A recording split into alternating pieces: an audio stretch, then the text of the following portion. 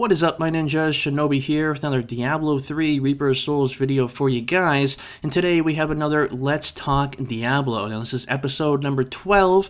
I haven't really done one of these in a little while, and I've been planning on doing them, and I want to do them more frequently, so you can put in the comments down below on what topics you'd like to be talked about in the future. But essentially what this is, for those of you that are new to the series, is I come up with a topic on hand about Diablo 3 and give my opinions about it, and then you guys also give your opinions about it as well, and we create a discussion about the topic at hand. So this topic for today is going to be something that I've thought about for a little while now, and something I feel like really needs to be brought up. Recently, there was a post on the forums, on the official Diablo 3 forums, talking about, can I play solo without being penalized already? Now, this topic right here at hand actually got quite a lot of traction so far, with over 24 pages on the forums. This was made by Odin, and it got so much response to this that actually a blue had posted in this. Now we're going to talk about that a little bit as we go in. But as you saw the title of the video, this is essentially me giving my opinions about solo play in the game and group play, and how group play is just massively outweighing solo play, and actually to the point where it's discouraging solo play. And players feel like, you know, I have to play in groups, I have to find people to play with. And yes, there are clans in the game, and yes, you have your friends list, and yes, there are communities, and that's great. And I think that Blizzard really wants people to utilize that stuff. But sometimes people just really enjoy playing by themselves. That is something that people like to do. I mean, solo play is something in the game that is a feature in the game. I mean, the Greater Rift leaderboard is the most popular leaderboard in all of Greater Rifting. So I feel like this really does need to be talked about a little bit. Now, first off, for those of you that want to get up to speed about what exactly I'm talking about, how people are benefiting so much in the group play, is pretty much this. Now, quite a while ago, actually quite a long time ago, Blizzard came out with the strength in numbers buff, and essentially what that is when you play in a group, you're going to get additional XP, you're going to get additional items essentially, and the only way to trade items in Diablo 3 is if you're playing in a group with somebody. You're able to swap items between each other in the 2-hour time period. As long as you don't exceed that, you can actually give items to people, and this is really great for finding maybe that last piece that you're looking for, maybe helping an undergear friend get some of those set pieces so he can start doing T6 and above.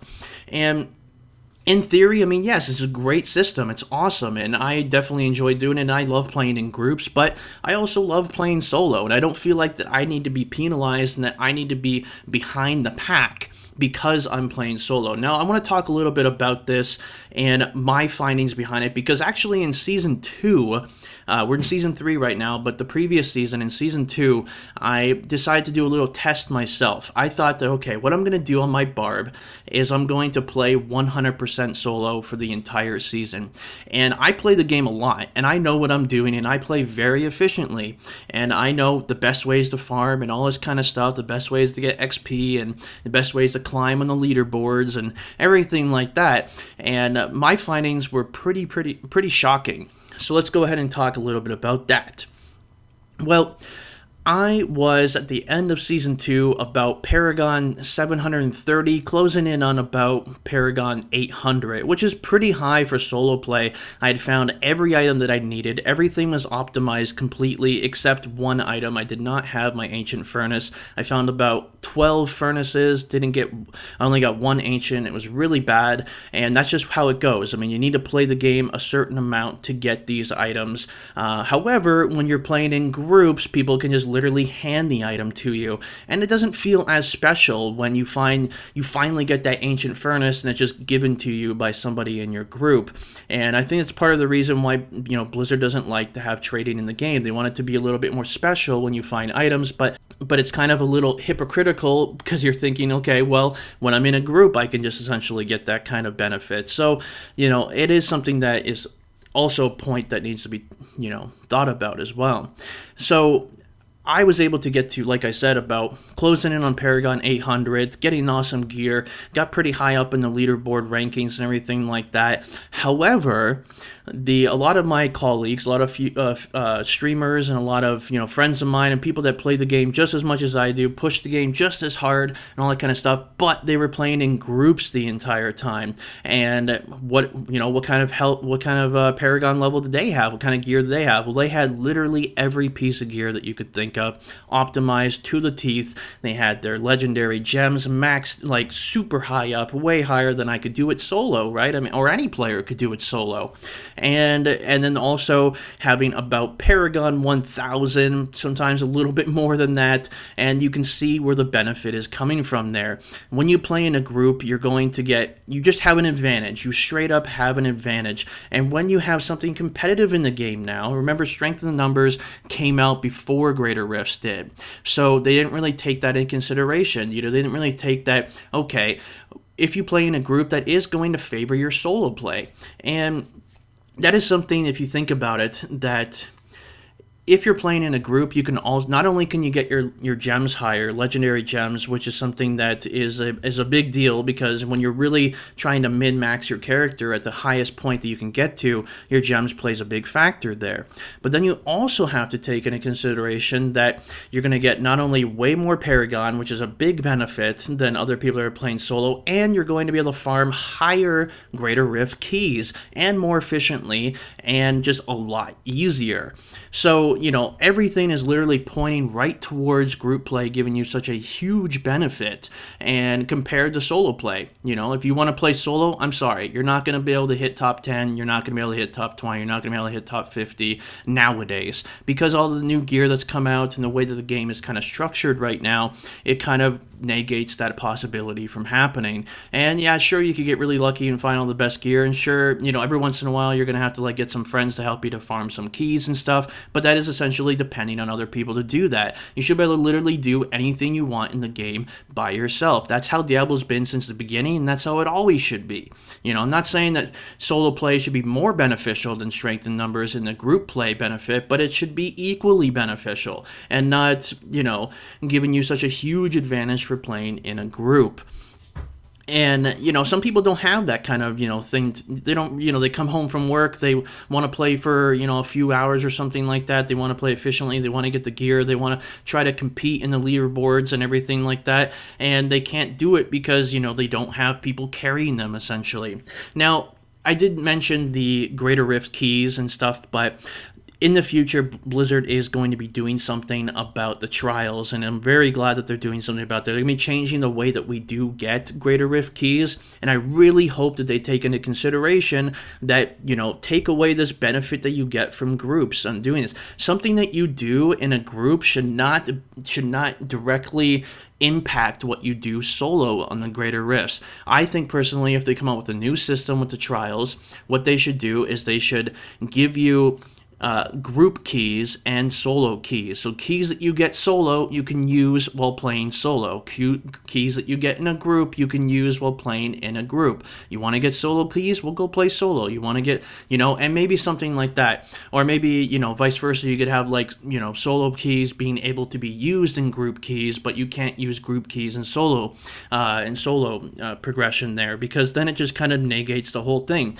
And then what you're seeing, essentially, if you don't really understand what I'm getting to, what you see in this situation is you see players that play in a 4-person group. They farm tier 42, tier 43, tier 44 pretty quickly into the season. They're doing it so fast that they're getting keys that are giving them 52s, 53s, 54s, 55s. So players that are doing it solo, they're going to be able to get, they're going to get up to 42, and they're going to clear that somewhat fast and get to skip to 45, and then they're going to do it decent. They're going to skip to maybe 47, they're going to maybe get to 48, and then they're pretty much going one by one at that point when you're playing solo. But when you're playing in a group, you're literally going 42, 52, 55, 60, like huge jumps because you're getting these higher keys. So hopefully like something will be done about that in the future. But as far as like getting experience and getting items, I mean, items, obviously, it's going to happen when you have some kind of trading thing. If you're playing in a group, you're going to benefit. Regardless if you have strength in numbers, you're going to have people that are going to give you items. And that's just kind of the, the structure of the game. Do I think that needs to be changed? Maybe somewhat, somehow. But I also don't want to, discourage players from wanting to trade with their friends. They should have the ability to do that. Maybe if you're playing on seasonal, you can't trade with friends on seasonal. So it's more competitive. You have to get the gear yourself. You can't depend on other people. You can't play in a group with people and they just hand you everything. Maybe that's an idea. Maybe make seasonal a little bit more competitive in that nature. Now, talking a little bit more about experience. Now, the reason why I want to talk about this is because, essentially how you have groups built up nowadays is you have one or two support characters that essentially just don't do any damage, don't really benefit the group that much. They just try to, buff the group's damage and kind of hold monsters down with stuns and things like that, which Blizzard said they are working on that, so you won't be able to do it as successfully, or like infinitely or anything like that. But what the problem is that you literally just have people leeching XP and getting, like, you put in the red gem in, getting the Leorix, getting all the stuff, and just getting bonus XP gear, and just getting insane amount of XPs because they're playing in a group. If you're playing solo, you wouldn't be able to do that, right? So because you're playing in a group, you're getting that extra benefit, and you're getting even more XP per hour than you would be normally in a group, and you're getting a hell of a lot more XP than a solo player would be, no matter what he's doing. You give me the best solo player in the world, it's not going to match up to a 4-person group. And that's kind of the point that I'm getting to here, is that there's so much benefits towards that. Now, I do seem like I'm very biased towards solo play, and I do want to say that I do enjoy playing group play, as I mentioned a little bit earlier in the video. But the thing is with that is that, I think that the game should be fair. In all ways, shapes, or forms, the game should be fair. It should be equal. It should be balanced. And that's kind of what's going on, is strength in numbers and group play hasn't seen any kind of balancing in a very, very long time. And when you have these greater rifts now, you have all this kind of stuff, something needs to be done here. So going a little bit more on that point there, I want to just highlight this one part here, and I'll put that up on the screen for you, where it actually says that, by the blue post here on this forum thread, it says, well, we want single player and multiplayer to feel rewarding. We have to if we have to choose between making one or the other better, we'd rather go with the side of multiplayer. Now, as essential, why would they want that to be the case? Well, Blizzard has put communities in the game, they put clans in the game, you have friends lists in the game. And if you, maybe encourage your friends to start playing Diablo 3 to have people to play with, hey, guess what? Blizzard makes more, copies of the game. They sell more copies of the game. They have people come back to the game. Yes, obviously, it's way more beneficial for Blizzard to have people playing in groups in the game. But I want Blizzard to remember that this game has been, since the very beginning, you can literally do anything you want in the game solo. If you want to go do Ubers, you can go and do it. You want to farm efficiently, you can go and do it. You want to do greater rifts, you can go and do it. We have our own leaderboard for that, and it is the most popular leaderboard. There are so many cool things that you can do in the game. You can say, yes, I did this, I earned that gear, I defeated that boss, and not I got carried, or this guy did that, or blah, blah, blah, blah, or I got handed an ancient furnace, or something like that. And that's what I'm trying to get to here, is that, yes, playing in groups is fun, and also very beneficial for Blizzard, and the community in general, because if, the game's more popular, there's more people playing it, they can put out more content more regularly. So yes, it is beneficial to have group play be the better of the two, but the scales are tipped so insane that it needs to be looked at, it needs to be balanced, and it needs to go through and just kind of say, okay, how does the competition in greater rifts. How does group play affect the single play? How does single play affect the other plays? Everything like that, and kind of take that in consideration. So there's a little bit more balanced, a little bit more fair, and people in the end have a lot more fun. And yeah, you shouldn't be discouraged to play solo, and you also shouldn't be discouraged to play in groups. And like I said, it is very beneficial for Blizzard and the community, but at the same time, you have to remember the community. Not everybody wants to play in groups. Not everybody wants to play a certain role or forced into play a certain class because it's the best thing to do in groups. Some people love playing Witch Doctor. Some people love playing Wizard. Some people love playing Barb, and they don't want to feel like, well, if Barb's not that great in groups, I feel like I need to, roll a Crusader so I can do a support role, which I don't want to do, just so I can get that XP, just so I can get that gear. And that is kind of pushing players into doing something they don't want. And that's kind of part of the problem there. So there are a lot of factors in this, and you guys have heard my opinions about this. What do you guys think in the comments down below? I'm really interested to go through and read that, and I will link this forum post here if you want to go post on there, or thumbs it up or thumbs it down, whatever it is you want to do. If you agree with it or disagree, that's what this is all about. This is just about creating the discussion. Nobody's right, nobody's wrong. It's all about opinions, and I love to read those in the comments. So that is it for today, guys. And if you want to go back and check out the other Let's Talk Diablos I've done, I do have a playlist on my main channel. You can go and take a look at all of those.